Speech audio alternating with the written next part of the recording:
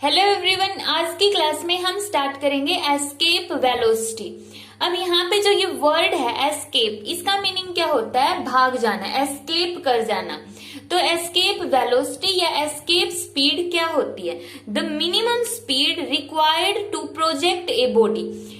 सबसे पहले हम इसको सिंपल लैंग्वेज में देख लेते हैं। मान लेते ये हमारे पास कोई भी ऑब्जेक्ट है जिसका मास है m। हम चाहते हैं कि इसको अर्थ के सरफेस से ऊपर की तरफ थ्रो करें।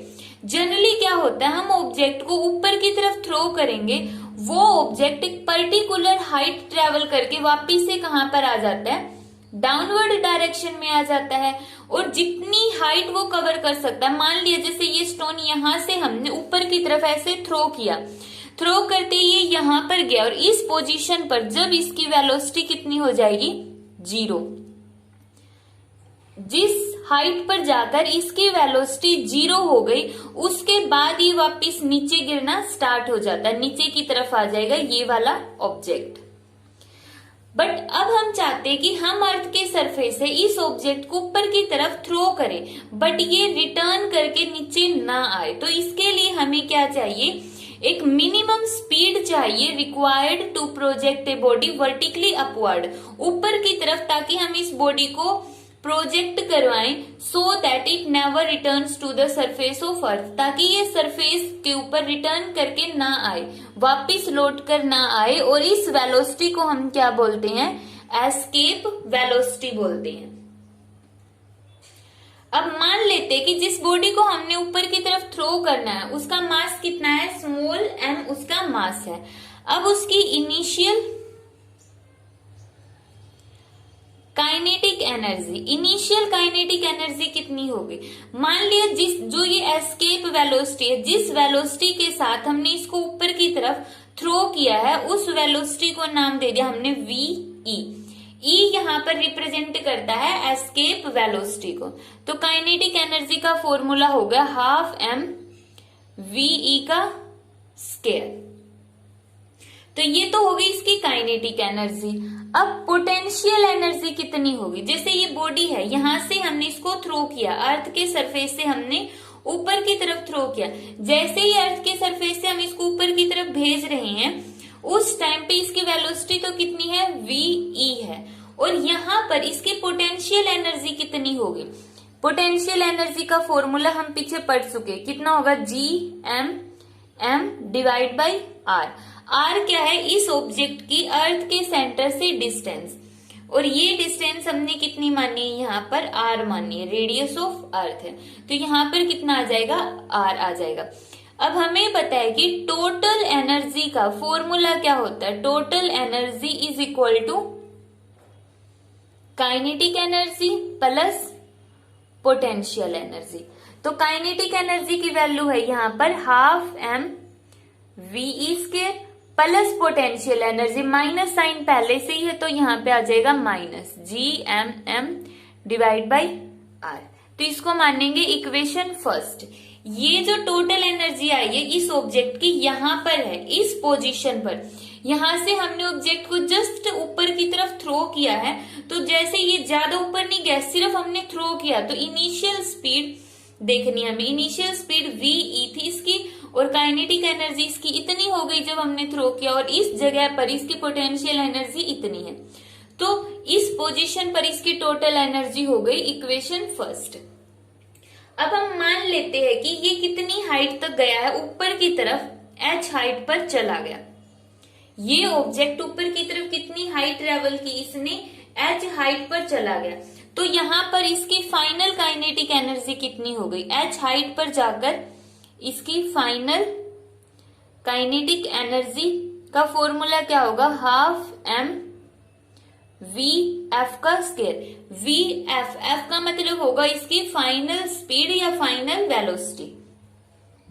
अब इस पोजीशन पर, ये तो इसकी काइनेटिक एनर्जी है, इस पोजीशन पर इसकी पोटेंशियल एनर्जी कितनी होगी? माइनस GMM डिवाइड बाई क्या आएगा? R डिस्टेंस तो ये और H डिस्टेंस ये, तो यहां पर कितना आ गया? R plus H। अब वही टोटल एनर्जी, टोटल एनर्जी किसके इक्वल होगी? इन दोनों का sum, means 12m v f का square minus g m m divide by r plus h. इसको हमने मान लिया इक्वेशन 2। अब ये जो टोटल एनर्जी आई वो इसकी इस पोजीशन पर आई है, जहां तक ये बॉडी जितनी हाइट ये कवर करती है इस पोजीशन तक।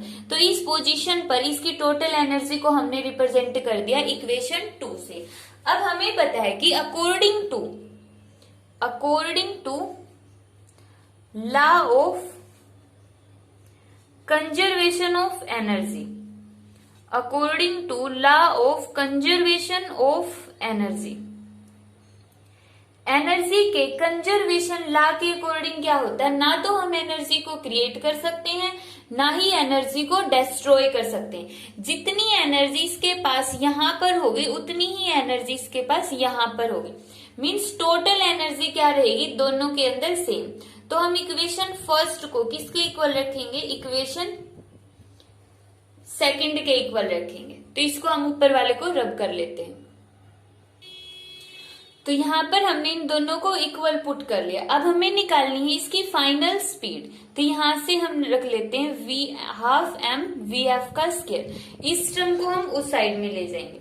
तो यहां पर क्या आ जाएगा, half m v square minus g m m r, और ये टर्म उस साइड में जाके किसकी हो जाएगी, प्लस की। तो g m m divide by r plus h. अब देखो हमने देखा था कि जब भी कोई भी ऑब्जेक्ट हम ऊपर की तरफ उसको थ्रो करते हैं, इस ऑब्जेक्ट को हम कहां पर ले गए, ऊपर की तरफ, तो जो इसकी फाइनल पोजीशन होगी वहां पर जाकर इसकी स्पीड कितनी हो जाती है, 0। अगर स्पीड 0 हो गई उसके बाद ये बॉडी वापिस से नीचे रिटर्न कर जाती है। तो यहां से इंपॉर्टेंट क्या है समझने का कि अगर स्पीड इस पोजीशन पर जाकर 0 हो गई तो ये बॉडी 100% रिटर्न करेगी ही करेगी, नीचे की तरफ आएगी ही आएगी। हमें इसको नीचे आने से रोकना है क्योंकि हमें क्या करवाना, बॉडी को एस्केप करवाना है। तो हमें क्या चाहिए कि इस पोजीशन पर, इसकी फाइनल पोजीशन पर जो वेलोसिटी है उसको हम 0 ना होने दें। तो यहाँ पर स्पीड को या वेलोसिटी को हमने कितना मानना है, वी एफ मानना है। तो यहाँ पर ये हो गई इसकी फाइनल स्पीड वी एफ। हमें चाहिए कि हम वी एफ को ग्रेटर देन 0 रखें। अगर यहाँ पर इसको हमें ग्रेटर देन 0 रखना है तो इसके लिए हमें क्या करना पड़ेगा, इसकी वैल्यू मीन्स जो लेफ्ट हैंड साइड में टर्म है वो कभी भी 0 नहीं होनी चाहिए। तो इसकी वैल्यू अगर ग्रेटर देन 0 तो इसका मतलब ये पूरी टर्म क्या होनी चाहिए, ग्रेटर देन 0। अब ग्रेटर देन 0 कब होगी, जब ये वाली टर्म, क्योंकि देखो ये तो प्लस में, इसका तो हम कुछ कर नहीं सकते, ये तो ऐड रहेगी ही रहेगी। जब ये ब्रैकेट वाली टर्म कैसी होगी, पॉजिटिव। दोनों क्वांटिटीज को सोल्व करने के बाद जो फाइनल रिजल्ट आएगा वो हमेशा पॉजिटिव आए। पॉजिटिव ये और पॉजिटिव ये, फिर तो रिजल्ट क्या हो गया, ग्रेटर देन 0।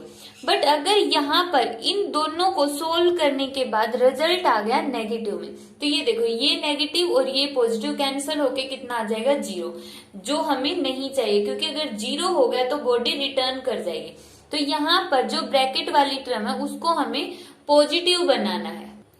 और ये पॉजिटिव कब होगी, जब हम बोलेंगे कि half m v e square minus g m m divide by r, या तो ग्रेटर देन 0 हो मतलब पॉजिटिव होगी, या इक्वल टू 0 हो। क्योंकि अगर ये टर्म 0 हो गई तो भी हमारे पास जो लेफ्ट हैंड साइड है वो इस टर्म के इक्वल बच जाएगी जो ग्रेटर देन 0 होगी। तो ये टर्म हमेशा किसके इक्वल होनी चाहिए, ग्रेटर देन इक्वल टू 0। अब यहां से जो ये वाली टर्म इसको उस साइड ले जाओ तो हमारे पास क्या आ गया, g m v square greater than equal to, यहां से g m m r, m से एम कैंसिल, तो यहाँ पे वी ई की वैल्यू कितनी आ गई, v e greater than equal to g twice 2 इस साइड लेकर गए तो g m divide by r, और इसकी पावर कितनी हो गई, यहाँ पर स्केयर है, अगर स्केयर यहाँ से रिमूव करेंगे तो इसकी पावर आ जाएगी 1/2। तो एस्केप स्पीड मीन जो यहाँ से हमने बॉडी को थ्रो किया था, कितनी स्पीड से थ्रो किया था, वी ई से, तो इस VE की value greater than equal to होनी चाहिए twice of GM divide by R और उसकी पावर 1/2। अब यहां पर हम एक वर्ड ऐड करते हैं मिनिमम। अब देखो VE की वैल्यू ग्रेटर देन का सिंबल लगा दे तो कितनी भी वैल्यू हो सकती है, मिनिमम से ज्यादा भी हो सकती है, तो ये तो फाइनल है, ये तो 100% ठीक है हमारा। अगर हम इस मिनिमम वर्ड की इंपॉर्टेंस को देखते हुए VE की वैल्यू पुट करें तो आएगी 2GMR और इसकी पावर 1/2। अगर हम VE की वैल्यू इतनी भी पुट करते हैं तो भी ये वैल्यू जो लेफ्ट हैंड साइड है वो कितनी रहेगी, ग्रेटर देन 0। तो यहां से एस्केप वेलोसिटी का फॉर्मूला बन गया ये twice of GM divide by R और उसकी पावर आ गई 1/2। तो यहां से दोबारा से देख लो एक बार, हमें लेफ्ट हैंड साइड को हमेशा ग्रेटर देन 0 रखना है ताकि बॉडी रिटर्न ना करे सरफेस पर। अगर इसको हमें ग्रेटर देन 0 रखना है तो ये वाली टर्म है वो क्या होनी चाहिए, पॉजिटिव होनी चाहिए, क्योंकि तभी right hand side greater than 0 होगी। जब ये वाली टर्म पॉजिटिव होगी तो इसका मतलब ये पॉजिटिव कब होगी, जब ये ग्रेटर देन इक्वल टू 0 होगी। तो यहाँ पर जो सेकंड वाली टर्म है इसको हम राइट साइड में ले गए, यहाँ पर ये आ गई और यहाँ से हमने VE की वैल्यू को कैलकुलेट कर लिया। तो यहां से देखो VE का एक फॉर्मूला तो ये बन गया, VE is equal to under root twice of GM divide by R। दूसरा फॉर्मूला क्या बनता है, हमें पता है G किसके इक्वल होता है, acceleration due to gravity, GM/r square. तो यहां से GM की वैल्यू कितनी आ गई, GR स्क्वायर, ये आ गई GM की वैल्यू। ये तो होगा under root twice of GR square और R से ये कैंसिल। तो एस्केप वेलोसिटी कितना फॉर्मूला बनता है, ट्वाइस ऑफ GR। तो दूसरा फॉर्मूला इसका ये बन गया। एक फॉर्मूला तो हमारे पास आता है एस्केप वेलोसिटी का ये, और एक है ये एस्केप वेलोसिटी का दूसरा फॉर्मूला। यहां पे जो ये वर्ड है स्पीड और वेलोसिटी, यहाँ पे दोनों को ही समझना इंपॉर्टेंट है कि स्पीड और वेलोसिटी में क्या डिफरेंस होता है। ठीक है, तो इसके लिए हमने वीडियो पहले ही बना दी, उसका लिंक डिस्क्रिप्शन में मिल जाएगा, तो वो वीडियो पहले देख लेना और समझ लेना कि स्पीड और वेलोसिटी में क्या डिफरेंस होता है। तो यहां से हमने ये एस्केप वेलोसिटी का फॉर्मूला निकाल लिया। तो हम क्या बोलेंगे कि जो एस्केप वेलोसिटी है किसके ऊपर डिपेंड करती है, एक तो है m का मतलब क्या हो गया, mass of planet. Mass of planet, जिस भी प्लेनेट से हम बॉडी को थ्रो कर रहे हैं वो उसके मास के ऊपर डिपेंड करेगी। अर्थ है तो अर्थ के मास पर डिपेंड करेगी, जुपिटर है तो जुपिटर के मास पर डिपेंड करेगी, और दूसरा डिपेंड कर रही है आर पर। आर का मतलब क्या हो गया, साइज ऑफ प्लेनेट। दूसरा डिपेंड करेगी प्लेनेट के साइज पर डिपेंड करेगी।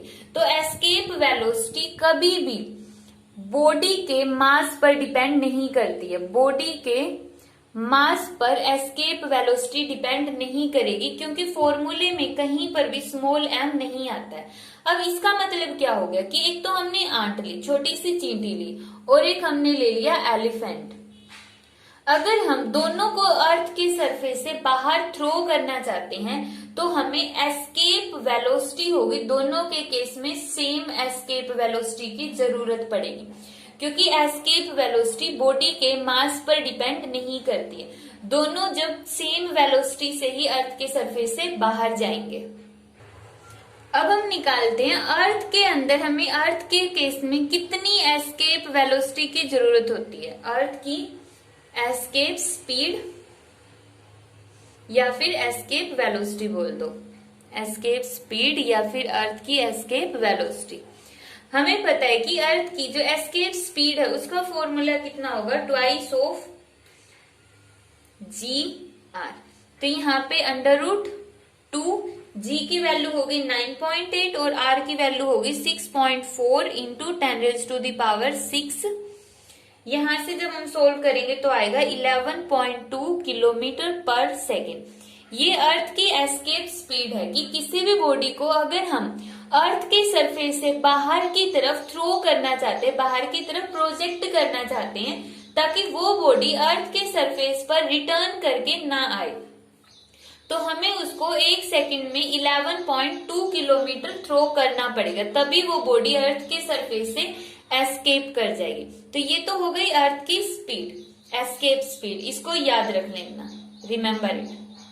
वैसे तो हम निकाल भी सकते हैं, बट फिर एग्जाम में जो न्यूमेरिकल आएंगे वहां पे डायरेक्ट यूज हो जाएगी। आगे हम देखते हैं मून के केस में। मून के केस में एस्केप स्पीड कितनी होगी, ट्वाइस ऑफ वही GR 2। वहां पे G की वैल्यू कितनी होती है, अर्थ के केस में G की वैल्यू होगी 1.625। हमने प्रीवियस लेक्चर में बताया था कि G की वैल्यू कितनी होती है 1.625, तो हम 1.6 रख लेंगे। रेडियस ऑफ अर्थ कितनी होती है, रेडियस ऑफ मून कितनी होगी 1.75 इंटू 10⁻⁶। ये मून की रेडियस है 1.75 इंटू 10⁻⁶। जब हम इसको सॉल्व करेंगे तो हमारे पास आएगा 2.37 किलोमीटर पर सेकेंड। यहाँ पे हम एस्केप स्पीड ऑफ मून लिख लेते हैं। ये किसकी स्पीड है, एस्केप स्पीड ऑफ मून। तो मून की एस्केप स्पीड इतनी है। अगर हम चाहते हैं कि कोई भी बॉडी है मून के एटमॉस्फेयर से बाहर चली जाए तो वो 1 सेकेंड में 2.37 किलोमीटर मूव करनी चाहिए। हमें उस बॉडी को इतनी वेलोसिटी प्रोवाइड करवानी पड़ेगी। इसको भी हम याद रख सकते हैं, ठीक है। तो ये था अर्थ और मून की एस्केप स्पीड। अब हमें निकालनी है escape speed in term of the density of earth, या किसी भी प्लेनेट की डेंसिटी की टर्म में हमें एस्केप स्पीड को रिप्रेजेंट करना है। एस्केप स्पीड का फॉर्मूला क्या था हमारे पास, √2 of GM divide by R। यहाँ पे देखो डेंसिटी की टर्म में रिप्रेजेंट करना है। अब डेंसिटी का फॉर्मूला क्या होता है, डेंसिटी को रिप्रेजेंट करते हैं हम रो से, तो डेंसिटी का फॉर्मूला हो गया मास पर यूनिट वॉल्यूम।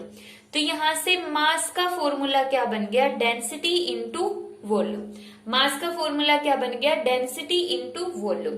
डेंसिटी को हमने रिप्रेजेंट कर दिया रो से, वॉल्यूम कितना होगा अर्थ का 4/3 πr³, क्योंकि जो अर्थ होती है वो स्फेरिकल शेप की होती है, तो उसका वॉल्यूम कितना हो गया 4/3 πr³। तो ये आ गई मास की वैल्यू।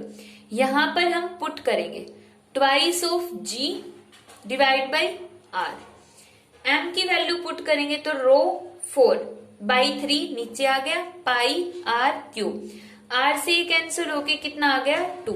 यहां पर कितना बचेगा, जब हम इसको सोल्व करेंगे तो आएगा 4 दूनी 8 πGR² row divide by 3।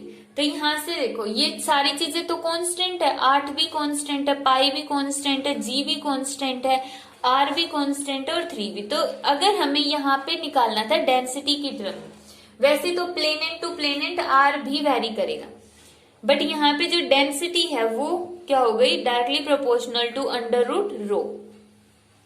Escape speed या एस्केप वेलोसिटी है, डेंसिटी के ऊपर कैसे डिपेंड करती है, उसके √रूट पर डिपेंड करती है।